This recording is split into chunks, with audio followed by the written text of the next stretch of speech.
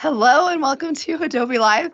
I'm Jordan Denaylis, and if you can't tell, I have lost my voice, so I'm not talking a whole lot on this stream. So thankfully, I'm here as always with Andy Lambert. Hi, Andy. Hello, Jordan. I usually ask, how are you? But I think I can tell.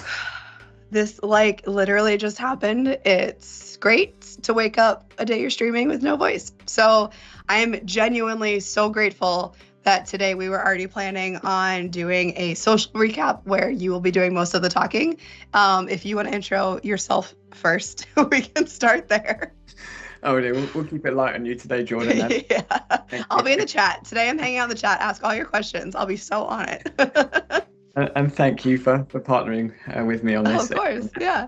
Yeah, this will be the final time we do it this year, I think. Yeah. I think definitely. So let's do a quick bit of intro, then we'll do the setup for today. Hello, everyone. I'm Andy. If we've not yet met, I'm one of the product managers working on Adobe Express. So if you have any thoughts or questions or suggestions for the products, we are all ears and I'd love to hear them.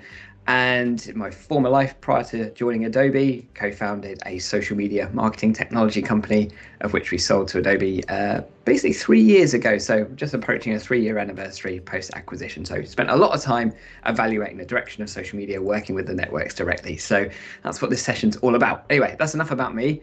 Jordan, you cool to do a bit of it? Yeah. I have been working on Adobe Express, not on the product, in the community for the past 3 years.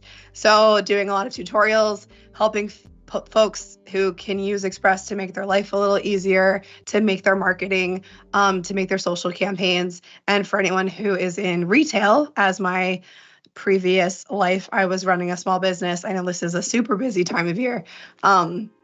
And that's why we have tools like this that make your job a little easier. So if you have questions about things, feel free to ping me. And especially today, I'm not kidding, I really will be very in the chat today. So feel free to drop your questions and I'll send them over to Andy and he'll answer them. So let's get into the content of today. So let's bring up the slides and let's dive into it. You'll see our social handles here. Like Jordan and I are always super available. Follow us with the same handle on every channel, whichever is more convenient for you. Any questions, any suggestions, we are here for it. And this is what we share. We share openly about anything that we're hearing in the world of social media that can make a productive enhancement to your business. And that's what we're talking about today, is that we're going to be laying out the most important updates that you need to know over the course of November and December.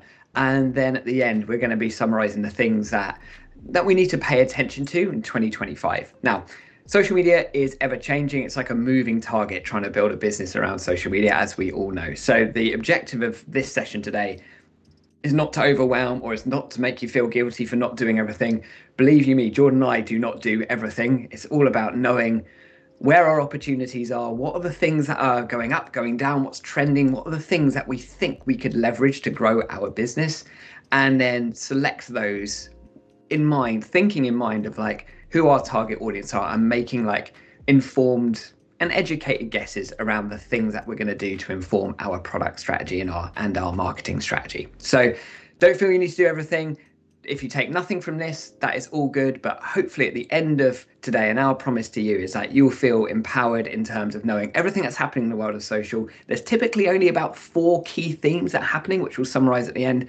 And of course, giving you like the feeling of confidence that you know kind of what you're doing when you're heading into 2025. So that's our commitment to you today.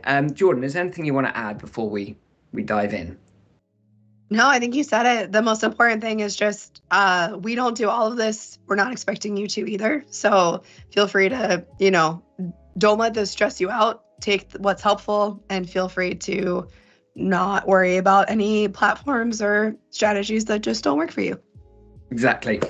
So with that, let's start with this, because we've been making a few changes to content scheduler. So this is the only time we're really going to talk about Adobe Express as a product today, because we're going to dive straight into all of the updates, trends, and changes you need to know. But it's worthwhile knowing some of the things that you now can do. So, Jordan, did you want to touch on some of this stuff? Because people will be hearing from me quite a lot today. So, Yeah, so this is one of my favorite things. I love talking about this. Andy and I give tips on what types of things you could post all the time. Like that's one of our favorite parts of the stream is just giving content ideas because sometimes that's the hardest part, like just staring at your phone and trying to figure out what to post. But something that is amazing and easy and new is that instead of having to go back and like re-listen to our streams or look somewhere else, right in the calendar, which is totally free. Anyone can use it. You don't need a paid Express subscription for this. We have these tips or suggestions or prompts, however you want to think about them, that are a like fleshed out content strategy. So like always, feel free to take what's useful, ignore the ones that aren't. But if you're ever stuck, instead of having to like draft out your kind of social outline, there is one default for you in Express that you can totally use. You can also turn it off if you're not interested, but it's there. It's useful. Yeah, right there in the filter, you can flip it on and off. And there are also global holidays. So if your business likes posting about upcoming days, you can, find out when all the major holidays are. And this is my favorite. The template suggestions are there. So if you want to use Adobe Express templates, you can click right in. And we are just making content creation a little bit easier for you. So that's my favorite. What's new in the calendar? Did I forget anything? One other thing probably worthwhile touching on. Should we touch on some shared calendars as well? Yeah, you explain this because you explain this better than me. But what I will say is, we get asked a lot about like there is one kind of default content calendar or the scheduler in Express. But if you're managing multiple projects, you can actually have a specific calendar in each of your projects. So if you want them separate, and you can even upload separate social channels to each of those, or platforms, channels, I said it right. You can have your different channels in the different calendars. I don't know if that was clear. Yes, I think it's a good example, and just to bring it to life as well. So in these projects, consider these are like shared workspaces, and then then we've got an opportunity to have multiple calendars here. So this is our social selling team. So this is where a lot of our team will be sharing. As you see, Kerry posting from it directly too. So a great way for teams to come together so everyone can see what's happening. And that's the important thing about this. It's giving, everyone an opportunity to share a calendar so we can see, you can define the permission. So you might just want to allow people to see what's happening if you're working in a team, or in this particular use case, we're all coming together and posting important Adobe Express updates on our personal LinkedIn channels. It's a great way that everyone can see what's happening and leverage each other's content. So if Kerry had posted this, and this is a really cool use case, what I could easily do is then kind of duplicate Kerry's post and post it to my personal LinkedIn. I need to connect it here, but that's cool. Really smart way of like leveraging other people's content ideas. So yeah, like on your own team. Yeah, that's awesome. I think it's really cool. Great use case. Right, let's get back to it, shall we? So 3 things we're going to cover. Look at some data and some trends, and that's where we're going to start. Secondly, we're then going to go network by network to look at the most important updates that you need to know that can impact our business.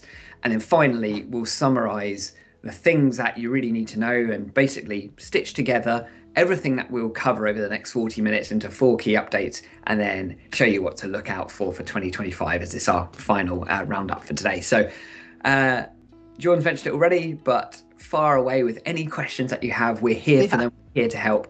And what I'll also be showing at the end as well, so there'll be a way to get the slides too. So we get the slides, you'll get the recording and all that good stuff, because we know, you got busy lives, and we want to make sure you've got all of the content.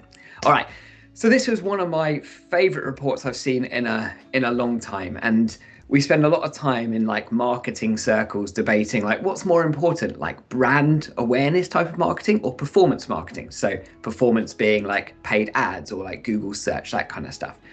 And there's often a debate depending on which side of the fence, like, you need more awareness, or you need more or more performance marketing. The answer, like most things in life, is about having a good balance. But it's really important, though, if we want to get really good results from our paid marketing, because it is very important to do paid marketing, whether it's Google Ads or whether it's like paid Facebook stuff, but it does not work well without strong brand performance and brand awareness around it, right? So what you'll see is that for those brands that have better awareness, they're more known, the conversion rates are much higher on their ads. I think we would all expect that. I think this is just data that's fairly obvious. But the next slide actually really dives into that, and I found it particularly interesting. So typically, if let's take Adobe Express, for example, right? So in the market that Adobe Express operates in, creative tools, of course, there are a number of other products in that space, and there is a certain percentage of our market that we want to go after will be aware of Adobe Express, and there'll be a percentage that are not. So what we call that is the percentage of awareness. And we measure that through surveys and that kind of thing, and many brands do it. So it's about what's called like non-prompted awareness. So basically, if someone didn't prompt you about a product, would it come to mind? Is it something that you're aware of? Simple as that. And the real interesting thing that came out of this data is that for brands that have 37% awareness, up until that point, they see orders of magnitude better improvements on their performance marketing. So all of their paid efforts get better and better the more aware an audience are. So over that 37% awareness, it kind of tailors off a little bit. So in fact, that's our kind of like golden number. Try and get to like 37% awareness in your target market. This is why it helps to be super clear about who you're going after, and use that as now we can use this kind of 37% awareness number as like our golden target of what we need to try and shoot for to ensure that our paid efforts yield the best possible results. Gone a bit nerdy straight away with this deck, but I think this is a really important like rule of thumb for marketing, whether you're a professional marketer or whether you're someone that's a solopreneur marketing their own business. This kind of knowledge is really, really important and helps us think about how do we balance like our brand awareness stuff, which is like content creation efforts, organic things that are not directly resulted in, in us driving a sale, but more educating a market or entertaining a market. How do we balance that kind of stuff, which doesn't yield short-term ROI? And how do we balance that with the stuff that does yield short-term ROI? And like anything in life or business, it's all about finding the right balance, but knowing that with each percentile improvement in our awareness, we'll see an accompanying improvement in the performance of our ads. Very, very important. Does that make sense, Jordan? I feel like I was very wordy there. No, it does. And it's nice to just see like the data behind it, which I feel like is a lot of what we do. Like a lot of this is, you might expect it, but it's nice to know that it is real so that you can actually base your like strategy on this. That's cool. That's exactly it. So LinkedIn is having a moment right now, particularly as it relates. We love LinkedIn. We do actually, and like our streams, anecdotally, we live stream this on LinkedIn. This has been a really good strategic choice for this particular show because LinkedIn has actually drives more viewership than YouTube does.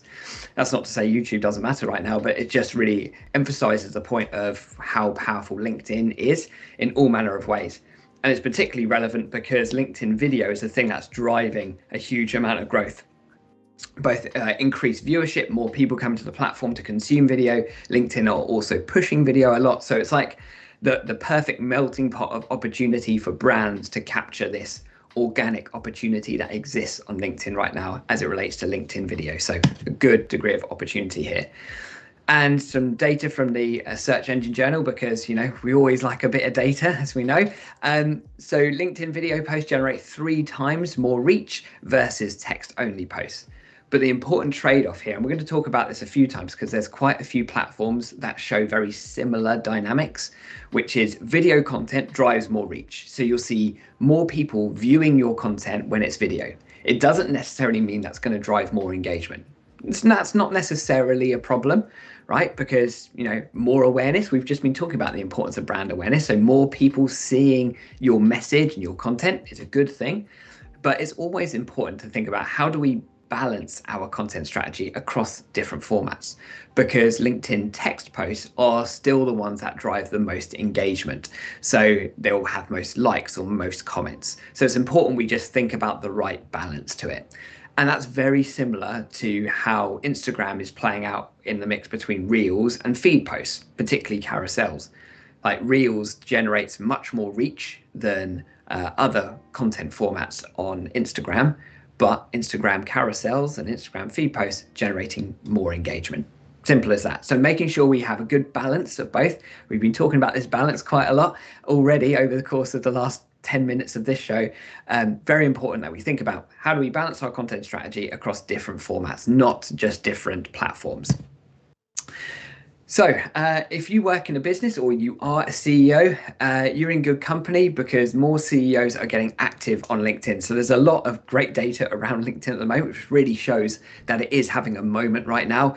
And what we're seeing is CEOs gaining a huge amount of followers as well. So, expecting a 39% surge in followers after posting, according to LinkedIn. There's been a 30% rise in the UK about CEOs posting on LinkedIn too. So now, finally, we've been talking about this for years, about the importance of humanizing our brand and getting more of our executives and people that represent the business to get out in front of the camera and start talking. And it's, this isn't rocket science, really, is it?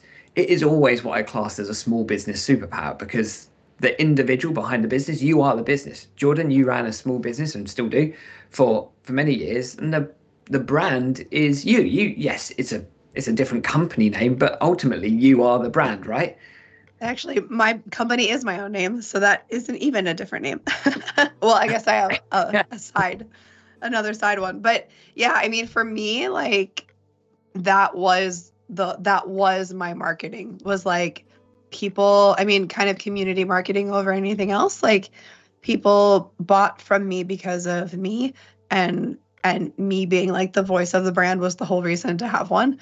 And like you said, that is a small business superpower. So it's cool to see larger businesses figuring it out.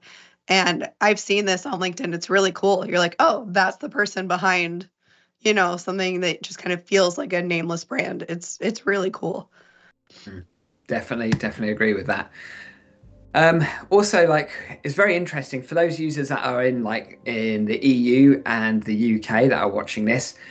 We often talk about the numbers of Instagram and how Instagram or Facebook has 3 billion users, Instagram has 2 billion. So there's a big gap between them. But actually, if you looked inside the European Union, you realize that Instagram has more users. So if you're targeting a European audience, potentially Instagram is looking even more of a stronger platform for those targeting users in the UK and Europe. But again, my big caveat to all of this, I wouldn't look at this data and go, okay, fine, I'm going to pivot away from Facebook and focus on Instagram.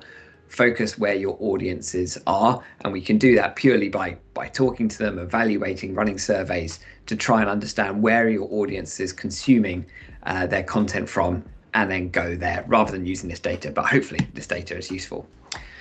The other thing that I've been finding very interesting and been tracking for the last few months, certainly the last quarter really, has been Reddit's growth. Reddit is wild right now, quite how quickly it's grown. There's some other data I'll show related to it. And it's been absolutely fascinating to see how quickly this is growing. In fact, I'm going to show some data around that in a second, which I'm going to come back to Reddit because I've got another slide on it, which goes into even more detail. But talking about other platforms as well, I think what Reddit is showing and what Threads and Blue Sky are also demonstrating is the fact that there's a growing desire from individuals to hang out in more kind of personal spaces, in smaller communities, micro communities, and really feel like they're in a bit of a safer space to communicate with their colleagues or their communities that they want to interact with. And we're seeing the fallout from X, and Blue Sky's hit 20 million users. I've been very interested to see how many people have been requesting us at Adobe to integrate Blue Sky into Scheduler too. And I've not seen that with other platforms. We're seeing more requests for Blue Sky than we have for Threads, which I find fascinating actually.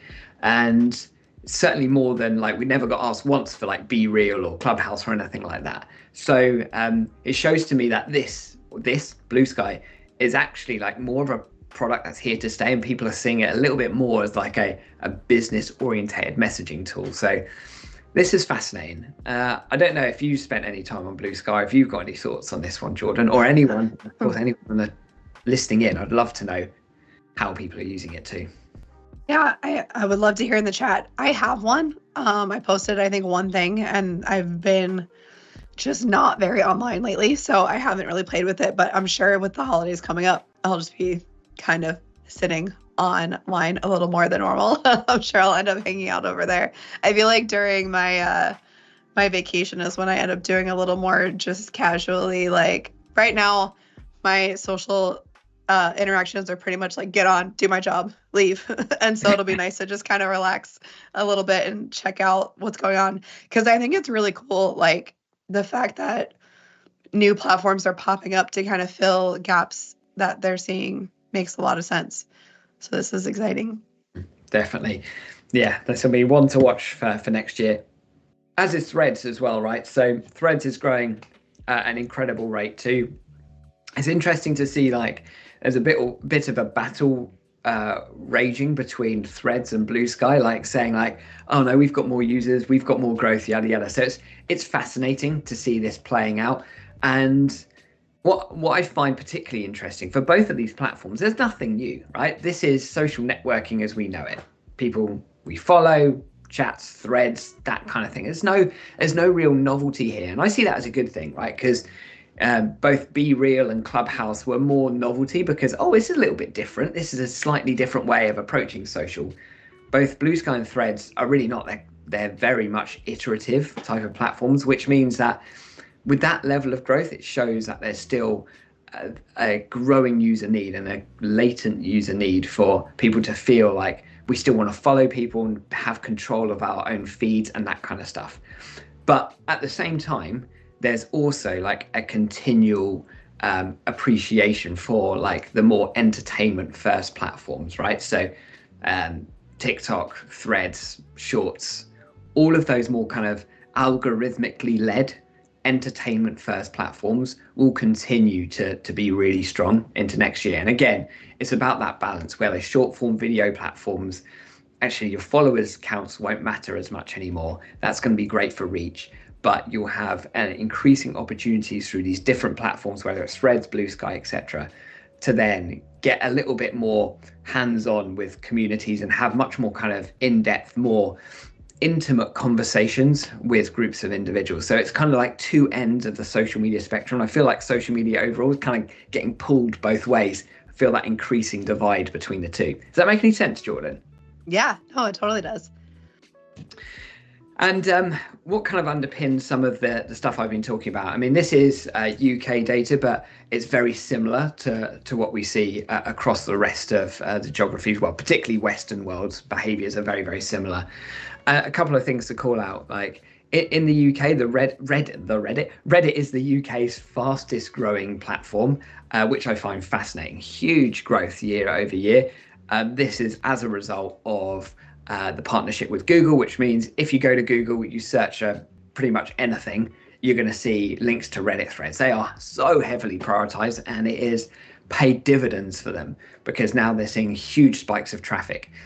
And again, you know, it's that kind of more micro community, private sharing, where if you want to get genuine advice on something, you're typically going to places like Reddit or Quora. See, look how much Quora has grown as well. So these spaces, which are a bit different to the way that we as businesses need to think about social media. Typically, we've seen social media as like platforms. Go like, okay, here's a channel. I've got a message. I want to distribute it. And what are the channels I can distribute it to?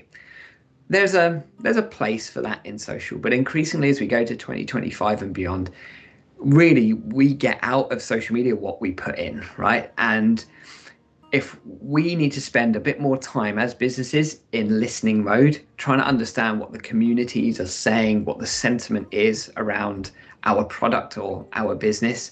I know we pay a lot of attention to Reddit at Adobe, particularly on Adobe Express. So because this is where people are coming to understand, like, what's the best product for this, or how do I do X, how do I do Y.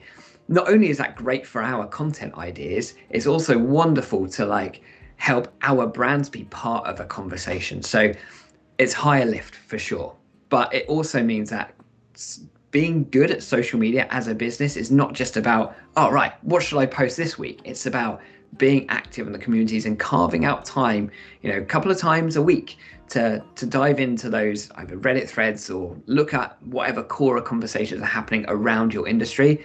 And honestly, like, the insights you get from there are absolute gold dust. So anyway, that's my narrative on Reddit. I was going to say too, it's really good for research. Like, 100%. I feel like especially when you're either starting a new business or starting a new like marketing campaign strategy, you want to know what people are saying, like you said, and Reddit is a great place to see what people are actually saying. Like, they're not answering a survey, they're really talking about the product, or even like different industries and how they see just, their reactions to things. Like, there's so much information that's so valuable that's just there. It's public. So 100%. Definitely check that out.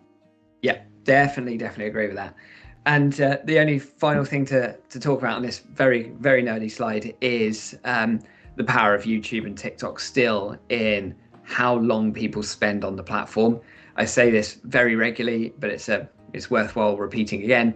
The longer people spend on the platform as an average user, the more content they consume, higher our chances are of driving engagement. This is the reason that view times on and watch rates on YouTube Shorts are so strong right now, and also a reason why TikTok continues to deliver great organic reach. So hopefully that's some interesting notes from this slide to think about for as we go into 2025. And with that, we're perfectly on time. So let's go ahead and let's do it. New features. Firstly, let's start with Meta.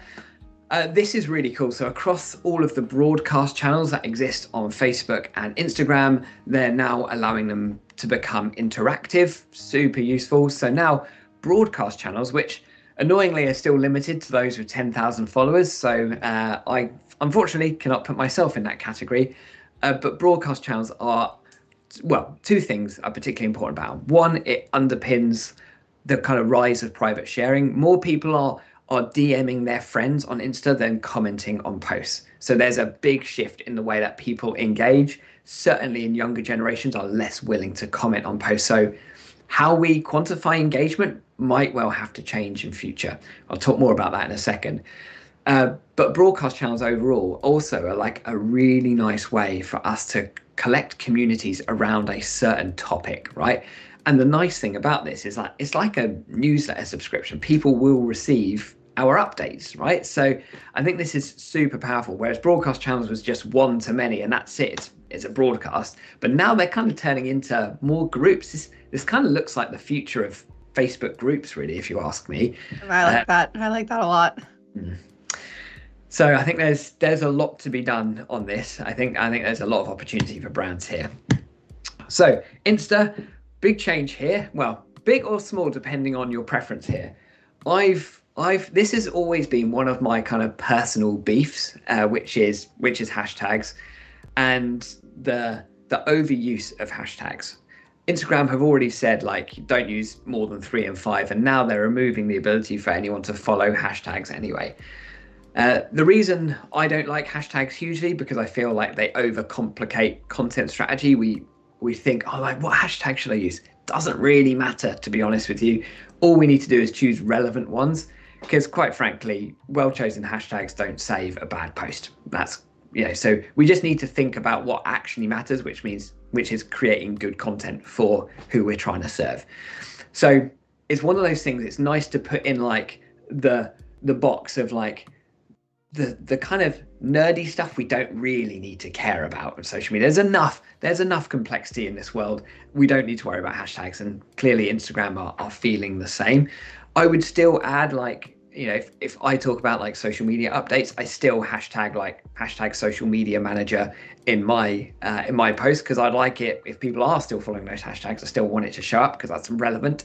But outside of that, don't really care. So one less thing for you to worry about. There you go. Which is good news. this is also really useful. And this again goes into the point about like changing what we see as success as well. So engagement is dropping across all platforms, but I don't necessarily see that as a bad thing. People are less willing to comment. Yes, we should still encourage interaction. Yes, we need to ask questions in our content. Yes, we should still try and drive interaction. So yeah, that's important.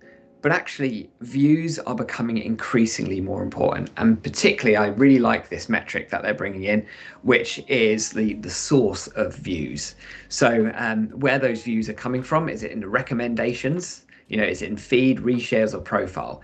So this is really, really interesting to see what is driving success. Are you so recommendations, basically, this is explore. So are people finding you in explore, finding you in feed? So it's helping you understand where those views are coming from. That's super helpful.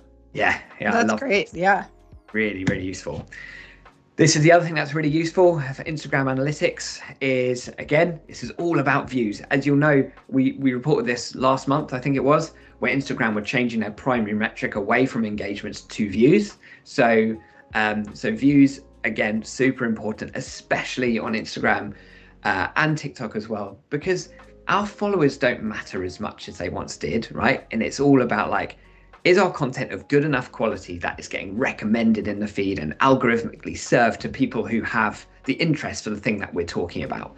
So, but what is really important and defines the success of our video content is views past 3 seconds. Can we capture attention in the first 3 seconds? If we can, and retain users, audience retention is the #1 metric that's going to drive the success of our reels. So looking at this is a really good judge of content quality. So what I'd recommend when these analytics updates should have shipped for you now. It's quite difficult because it gets rolled out in one location before another. So hopefully you've got this in your professional dashboard. So what that means, have a look at your posts, look at the ones that have driven the most views past 3 seconds, and use that as an understanding to go, okay, so what hook did I use? What caption did I use? What thumbnail did I use? And use that to model good posts. Similar thing to capturing attention, Reels covers. So we can now add text to Reels covers. Nice. Yeah. So, which is very useful, simple update, but very useful. This is a very interesting, this is more for kind of us as consumers, but it's quite interesting. We can now reset our Reels algorithm. So the same as we can with TikTok. So we can That's really funny. Yeah. So if I you love it. Going down a slightly weird rabbit hole where all you're doing is getting served, I don't know, gardening videos, and you only looked at it once because you were doing a garden redesign, you can just reset that. And it just goes to show that Insta are all in on algorithmic discovery. That's not going anywhere, right? And it very much shows that Reels is it's an entertainment platform. Reels is Netflix, right? So Reels is all about saying, hey, Jordan, we think you're going to like this. You watch something, you watched a show like that before, have some more of it. And really that's what Reels is all about. It's like, I'll call it entertainment first, but kind of like entertainment / education, basically valuable content that will keep people watching past the first 3 seconds. And what also is really important for us to do to make sure our recommendations are solid and we appear in right people's feeds, use the caption to ensure that we're describing what the category is that we're talking about. Like, every small business owner needs to see this, for example, or marketing tips for small business owners, whatever it is. But it's really important because SEO is a hugely important factor of Instagram. So making sure we use the caption correctly, so we give it the best chance of being surfaced to the right and most relevant people. Sorry for the wordy description. Does that make sense, Julia? No, it's cool. And I think this is like, it works. Like my recommended Reels, I mean, I've definitely done the thing where you look up one thing and then they go off the rails and you're like, oh my God, I'm going to get videos about this forever. But in general, like, this makes a lot of sense. And my recommendations are really spot on. So that's great. Cool. And another thing related to insights and your professional dashboard, you're going to see this on Instagram, where you can see the performance for both your ads and your organic posts all in one place. So it's just making it easier for us as creators to see everything in one place. Our view rates, where our views are coming from, our ad performance, all in one place, which we all love. Talking of ads, there's sometimes where we can't promote content because it contains like stickers and GIFs, because things always have to be properly commercially licensed, etc.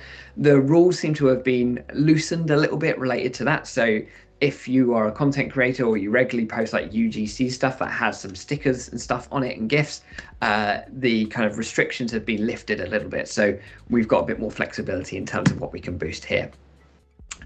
Now, this will be a popular one, I think, because we all love a collage, and the collage feature is always one of the most popular ones on Express as well. So, oh yeah, this is my favorite.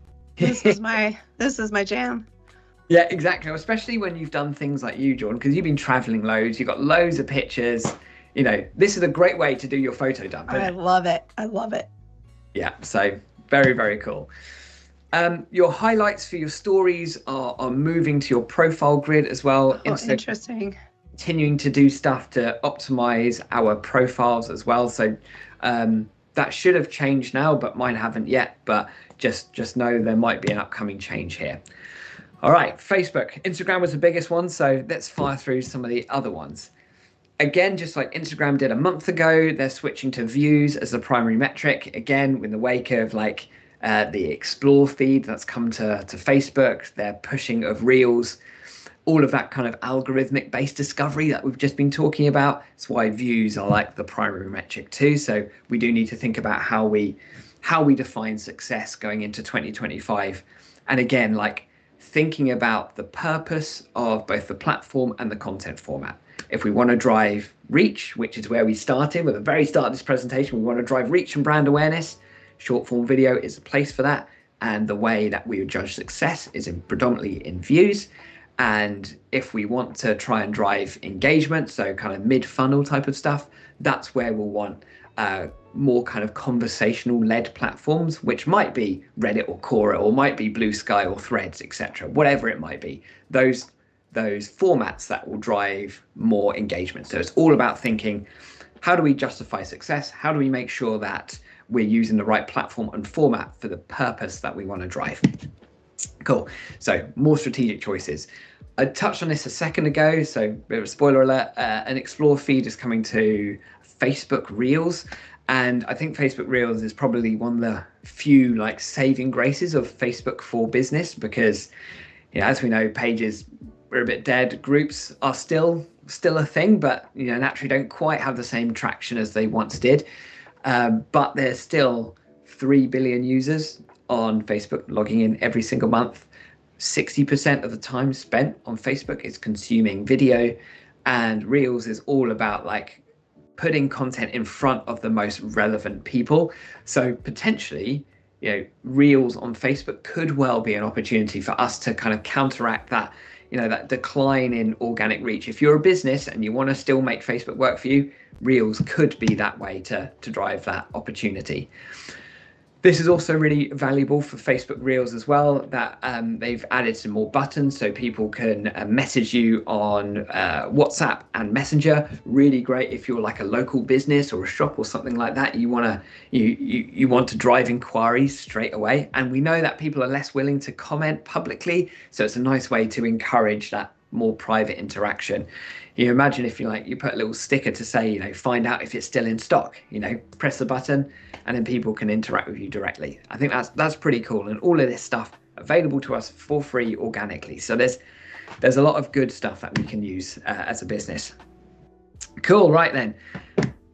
LinkedIn, so where are we at? So firstly, some profile banners. So this is only for premium users. I'm still too much of a cheapskate to pay for LinkedIn, so this rules me out. I haven't either. Yeah, there you go. So just goes to show you don't have to pay to make it work for you. But if you do happen to have a premium account or your company funds it for you, so if you're on that one, then you've got some nice updates to your profile banner so that we can have a carousel at the top. So if we got like a particular sequence of images we want to show, just makes our banner a lot more interactive. Yeah, that's cool. I like that. Yeah, it's smart. To boosted posts now, because we've always been able to run ads on LinkedIn, but in the same way that we can boost posts on Facebook, you can do that on LinkedIn. it's never really driven like a very meaningful result other than getting some more eyes on it. But now we can boost content with a lead gen objective, which will capture like the email address and the details of the people that have downloaded whatever content. So yeah, that's quite useful as a really quick advertising win for LinkedIn. And LinkedIn have been doing a lot in terms of providing some guidance for video of late. So they said, if you only remember 3 things for video on LinkedIn, we've already spoken about how powerful video is on LinkedIn and how much it's growing and CEOs' usage of video and all that stuff we've spoken about. But if you only remember 3 things, keep it short, vertical, and always use captions. I think that's pretty simple. Keep it less than 2 minutes, but more than 15 seconds, right? And make sure it holds people's attention. I think that's generally like a good practice or best practice across any short form platform, to be honest. Short, vertical, captions, somewhere between 15 seconds and 2 minutes, and hook people in somewhere around the first 3 seconds. I quite like LinkedIn's approach here. Like they've even particularly said, you know, content doesn't have to be exclusive to LinkedIn. I've been banging the kind of repurposing drum for so many years now of like, don't just post on one platform because there's so much opportunity, yada yada, especially in a world where it used to matter, right? Where we would go, okay, well, I can't repost that to LinkedIn or Instagram because I haven't got any audience or followers here. In the world of short form video, doesn't matter. It does not matter. We can go viral with no followers now. Doesn't matter. In fact, like especially like on TikTok and YouTube Shorts, the algorithm favors smaller creators anyway, because they want to keep you on the platform. You're incentivized to create. Anyway, that's my excitement. I need to park my excitement around it.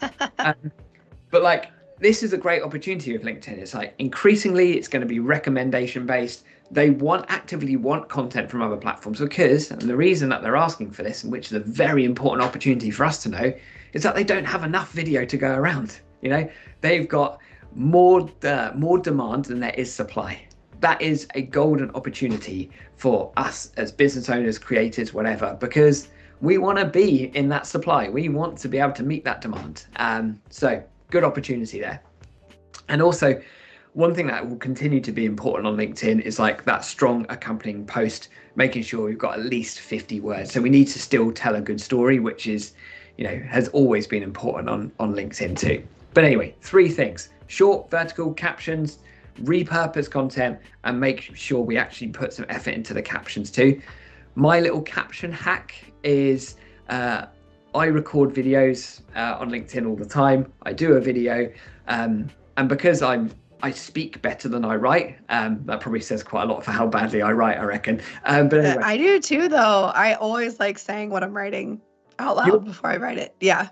Yeah, you're very good. You're also like, I think we're both probably more verbal thinkers. So yeah. So the great hack here for this is I find I put my video into the video editing software I use. I'll transcribe it in that software and then upload that transcription into, I use Claude as my AI tool, and just say create a LinkedIn post out of this transcript. And yeah, it needs like maybe 30 seconds of editing and job's done, right? So really simple. Anyway. That's lovely. So LinkedIn has some guides for some other content creation as well, which relates not just to video. So the do's, sorry for how small this is, so let me just kind of read that in. Do's: be original, also post insightful content and conversations, and do promote ideas, insights, and inspiration, right? I think that's pretty much social media 101 there, really. And the don'ts is like avoid reshares without extra insight. I see so many people doing this. Please don't be one of those where people just press repost. It does nothing. So just don't bother. Stay away from engagement bait. So like, you know, everyone who likes this or comment to get a copy of my ebook, LinkedIn hate that too.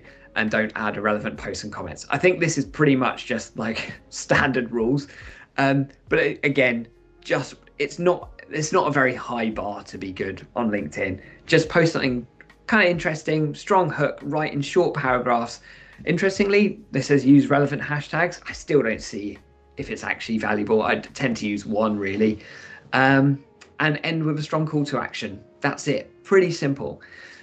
Although I would say to this, and it's always my kind of guidance for anyone doing LinkedIn, is that only tag people and companies if you're confident they're going to respond or interact to you, because if they don't, it downranks the post. So use it very judiciously. Like I would tag Jordan in the post because I know Jordan We're well. actually friends. Yeah. Actually friends, and Jordan will interact with it, which will mean the post has the opposite effect. So the post gets boosted. So LinkedIn's like, oh, right, this is valuable. Tagged a person that interacted, and off we go. So just make sure that you're tagging people and companies you know that they're going to interact. Live audio events are going away on LinkedIn, but going into the broader kind of live suite of tools. And we're obviously live streaming on LinkedIn right now. So LinkedIn are investing more heavily in that. But it just goes to show that's pretty much the remnants of the 2021 era of Clubhouse. So away that goes. But audio live events still performing really well on LinkedIn. We've now got an open to volunteer. I like that. Which is really cool. So if we want to get involved with a charity or do something pro bono, which I think given time we all should, then this gives you an opportunity to say that we're open to volunteering. Great if you're an organization as well and you want to find new people for your organization. So yeah, very powerful. Couple more updates. I think we're doing well for time. TikTok expand affiliate product links.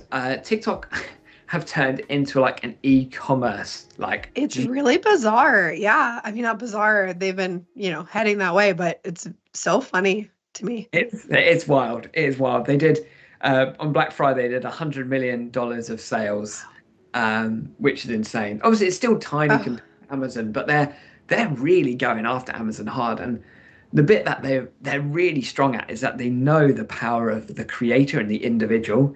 And they make it so easy for people to like say, oh, I want to get an affiliate deal with Amazon because I'm going to talk about an Amazon product I like. And it's a great way for people to make money from their living rooms, right? Yeah. And TikTok understand the power of the individual and like influencer marketing at scale. So if you're a brand thinking about how you can work with influencers and creators, because that really is the way that the economy is going. It's the way that people make decisions. Naturally, people buy from people, yada, yada. We know this. And TikTok inherently know it. So very, very smart. Onto Threads, you'll be able to customize your feeds very soon. So when we talk about like your more tailored personal experience and more intentional experience on social media, that's what Threads and Blue Sky is all about. Blue Sky does the same thing, where you can have a feed based on your own interest. So I'd have a feed based on my nerdy social media data or other stuff I'm interested in or whatever it might be. But again, like I think this really underpins like that big, stark and widening divide between the more passive consumption of TikTok and YouTube Shorts, etc., where people want to open their phone, kick back, and just be consumed content. And there's a time and there's a place for that. I think we all get into that vibe as well. But also there's a growing need for people that just actually want to take control of their own social media experiences, tailor it to them, and tailor and curate what they see more closely. So really interesting to watch these kind of dynamics play out at scale. Threads are leaning more into creators as well, because Threads have still got a long way to go. Retention is not super high. People aren't spending a lot of time on Threads, which is their main problem right now. So Threads are doing a lot to try and get the right talent, because when you have really good quality creators and talent on the platform, they bring the audience with them and engagement happens, and you then get a thriving community. So they're doing more about that. YouTube. We are now getting a trends feed for YouTube Shorts, which is the same kind of thing for Instagram, where we can look at trending sounds to add to our videos. So it's going to happen the same on YouTube Shorts. Again, the kind of sonic element to our content going to be super important moving forward, right? So it helps our content be seen. I'm still experimenting, I would say, because occasionally in my video posts I'll put in some trending sounds, because it's mostly face to camera stuff that I do, but I kind of put a sound in the background and turn it down really. Jury's still out whether that actually makes an impact. I don't know, maybe it's placebo effect, I don't know. So I think there's still a lot we need to more understand and unpack around how we use sounds alongside our content. But one thing that we do know, if if the audio component, and you don't have any kind of voice to camera or face to camera type of output for your social content, then the sonic and sound element is going to be super, super important. And I think this is the final one before we go into a bit of a summary. I think this is going to be really interesting to watch going into next year. So we know that we've always been able to signal whether we like something and we've enjoyed the content just by hitting the like button.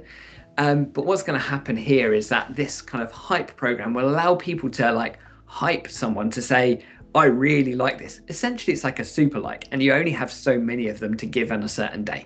So it can be a real nice way to celebrate like great talent on the platform of people that you really enjoyed, to allow them to get amplified. So will that change the way that kind of engagement happens and we show our appreciation moving forward? I don't know, but it's certainly an interesting thought. Oh, that wasn't the final one. This is the final one. Again, like with TikTok, YouTube understands like the importance of brand partnerships, working with creators, etc. So they're making that a lot easier. Holy moly, we're there. Okay, so 4 things, like I promised at the start, that kind of stitch all this together. Video is hot right now, but LinkedIn video is extra hot. So reach rates are significant. There is a shortage of supply, like demand is outstripping it.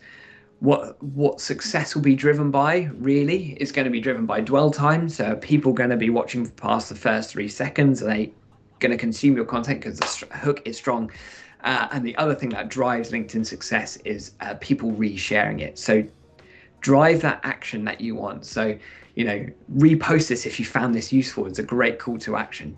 Like, just be very clear about the action that you want. Reposts on every platform are super, super valuable, because it's a very important signal that post was powerful.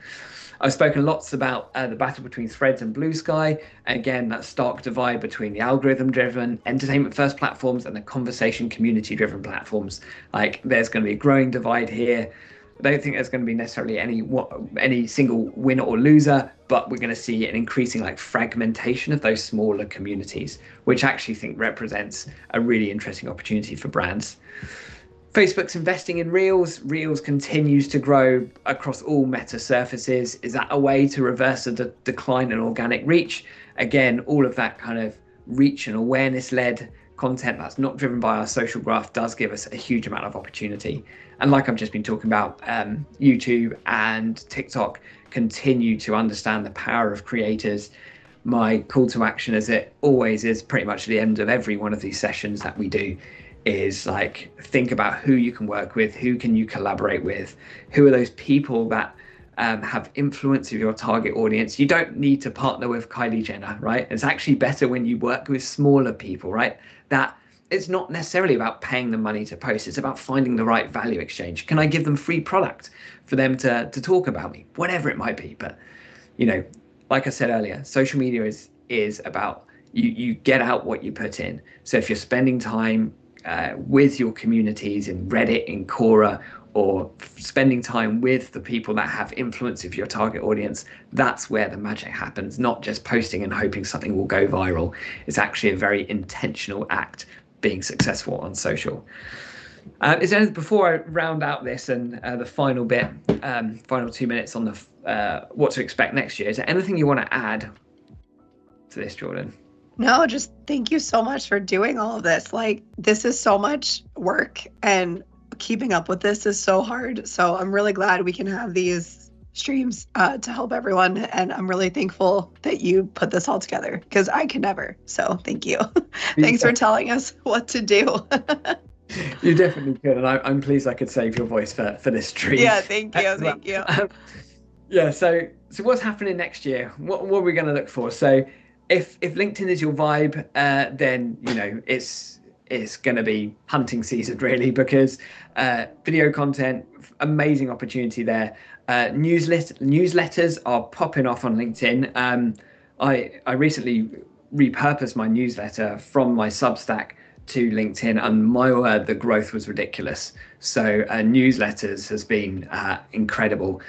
and promoting those kind of thought leaders in your business, whether you as a CEO, potentially you're the business leader, promoting your content face to camera, super powerful, or promoting the other thought leaders in your business. LinkedIn are really dialing into that.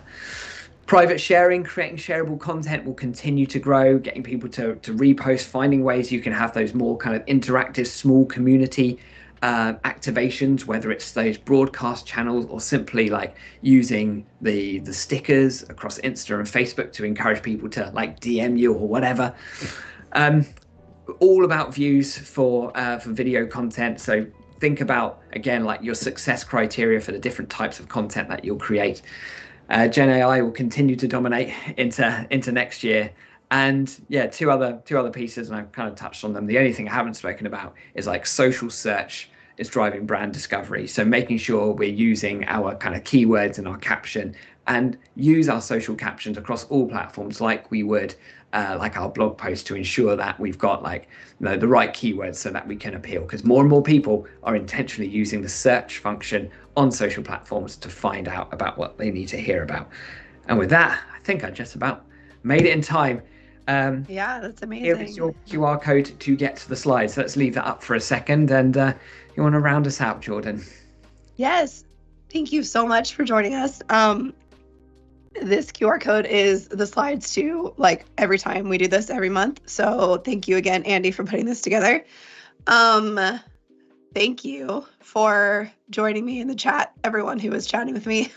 And thanks for watching us this year. It's been great. And we love being able to do this and excited for next year. So thanks for bearing with me today. And thanks, Andy, for talking the most. Yeah, that's all good. And yeah, well, if there's anything that we can do to make these shows even more valuable, do let us know. But otherwise, yeah, thank you for sticking with us. I know this is a lot. This is a lot for an hour. So I appreciate you taking the time out, and yeah, and thank you for sticking with us this year. We'll continue to do them into 2025. Yeah, thanks so much, everyone. Connect with us if you have questions, and if not, we'll see you next year. Bye. Bye-bye.